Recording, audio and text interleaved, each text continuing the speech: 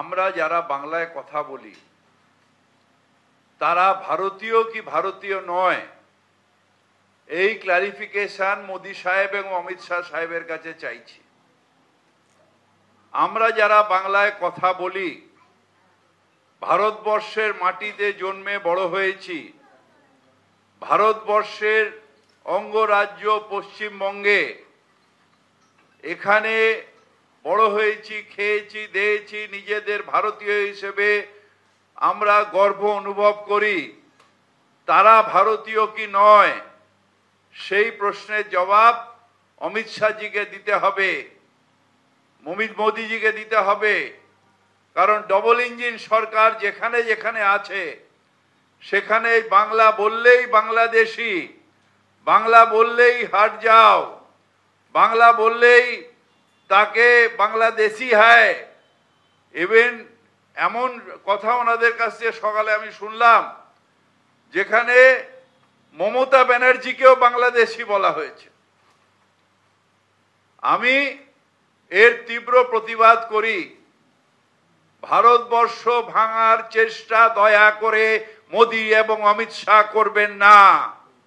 এই আপনাদের ভাবধারা এবং আরেকটা ইসলামিক কঠোরপন্থী ভাবধারায় আমাদের দেশ একবার ভাগ হয়েছে। আপনাদের এই ষড়যন্ত্রের বিরুদ্ধে আমরা লড়ব। ভারতবর্ষ এক থাকবে। ভারতবর্ষের সব মানুষ যে ভাষায় যে কথা বলে সে নিজের অধিকারে মাথা তুলে ভারতবর্ষে বাঁচবে। ভারতের স্বাধীনতা আসতো না যদি এই বাংলা না থাকতো, যদি সুভাষ বোস না জন্মাতো, যদি বাঘাযতীন না জন্মাতো, যদি ক্ষুদিরাম না জন্মাতো, তাহলে এই ভারতবর্ষের স্বাধীনতা আসতো না যারা বাংলার থেকে অবদান দিয়েছেন স্বাধীনতার। ভারতবর্ষের আজকে আপনারা যে প্রধানমন্ত্রী রাষ্ট্র যে মন্ত্রী রয়েছেন তার অবদান ওইখানে পার্লামেন্টে দাঁড়িয়ে রয়েছেন স্বাধীন ভারতবর্ষে, তার অবদান বাংলা দিয়েছে। বাংলাকে আপনি অবমাননা করতে পারেন না।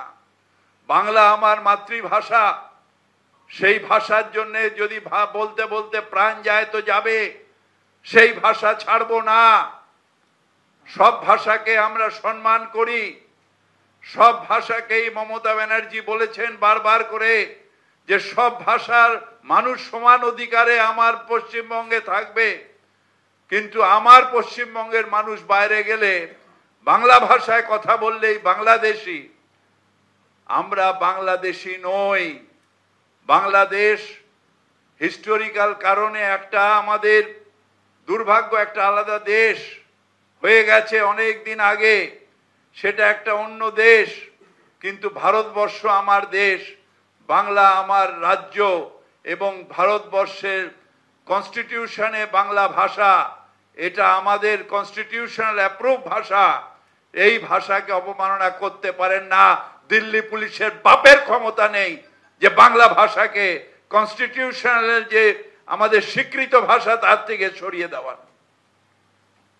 আমি যখন এই বোনের কাছে শুনলাম কি অত্যাচার, শুধু একটাই দোষ, বাংলায় কথা বলতে পারে, বাংলায় কথা বলে।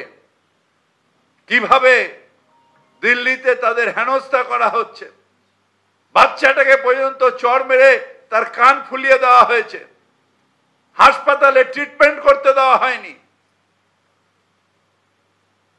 আমাদের ভারতবর্ষে এই রকম ডিভাইড অ্যান্ড রুল পলিটিক্স, যেখানে বাংলার থেকে শুধু মুসলমান নয়, হিন্দু মুসলমান সবার উপরে, গরিব মানুষ যেখানে যেখানে বাংলা থেকে গেছে তাদের ওপর অত্যাচার হচ্ছে। কিন্তু তারপরেও আমরা বলবো অনেক পরিযায়ী শ্রমিক আমাদের অন্য রাজ্য থেকেও বাংলায় এসছে, আছেন, প্রত্যেকটা জুট মিলে আছেন, কয়লাতে আছেন, আমাদের যে আয়রনের যে কোম্পানি তাতে কাজ করছেন, বিভিন্ন জায়গায় আছেন। তারা সসম্মানে এখানে থাকবেন, কারণ এই দেশটা আমাদের সকলের দেশ।